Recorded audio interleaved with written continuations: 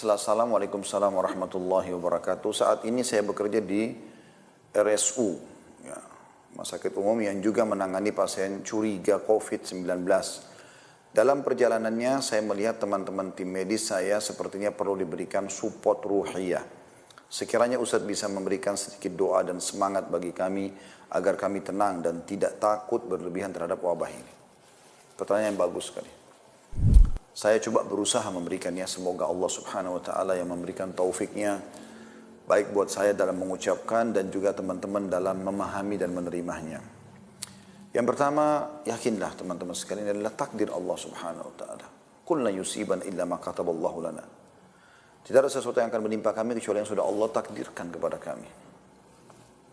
Dan Allah subhanahu wa ta'ala itu maha melihat, maha mendengar, maha mengetahui.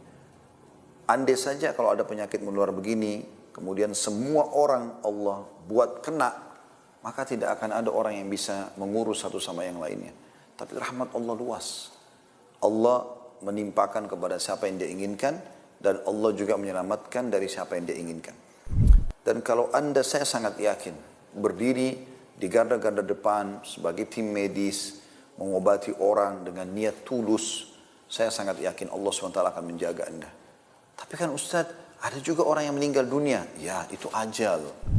Itu ajalnya. Selama ajal Anda belum datang, tidak akan meninggal dunia. Mustahil. Gak mungkin meninggal dunia. Kuasa Allah subhanahu wa ta'ala.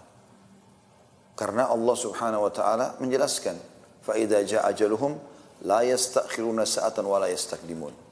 Kalau ajal yang sudah datang, mereka tidak akan diterlambatkan sesaat, tidak akan juga dimajukan sesaat. Jadi saya sudah ceritakan semalam kisah Abdullah, seorang hamba saleh, bagaimana dia diberitakan tentang anaknya yang mati dibunuh orang.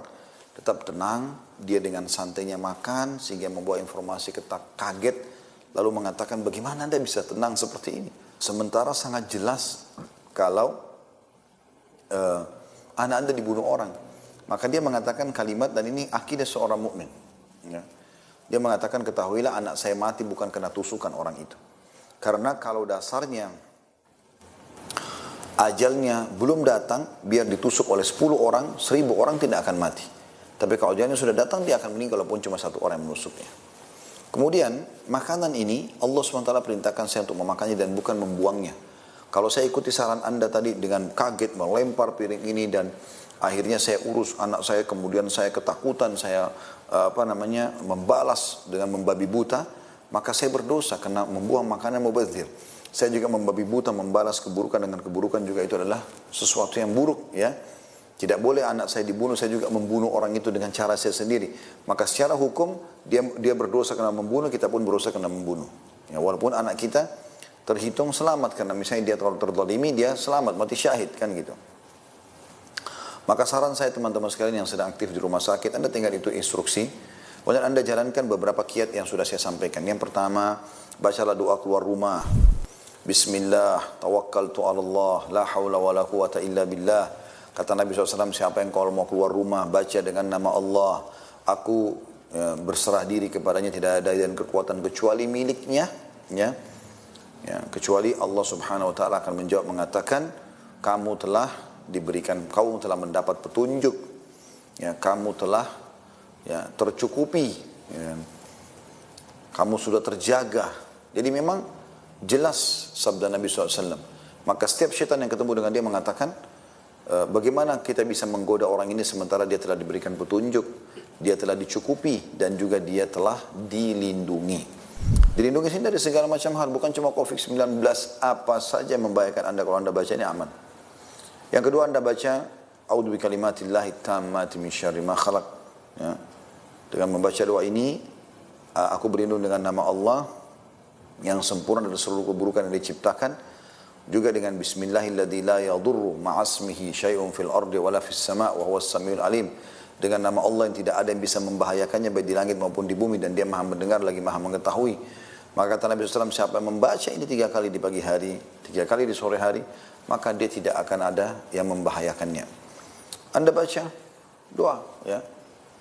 Doa-doa, zikir pagi kalau mau keluar rumah, zikir pedang kalau pulang dari rumah. Banyak. Allahumma as'alukal afwa wal afiyah. Ya Allah, aku minta kepadamu keselamatan ya, dan juga kesehatan di dunia wal akhirah, di dunia dan di akhirat, gitu kan. Allah mahfadni min baini yadayya, ya Allah jagalah aku dari depanku, wa min khalfi dari belakangku, wa yamin dari kananku, wa an shimal dari kiriku, wa min fawqi dari atasku, wa a'udzu bi 'azamatika an uqtala min tahti, dan juga aku berlindung kepadamu jangan sampai aku tertimpa masalah dari bawah kakiku, kan begitu. Jadi Anda lakukan ini, baca zikir-zikir ini ya.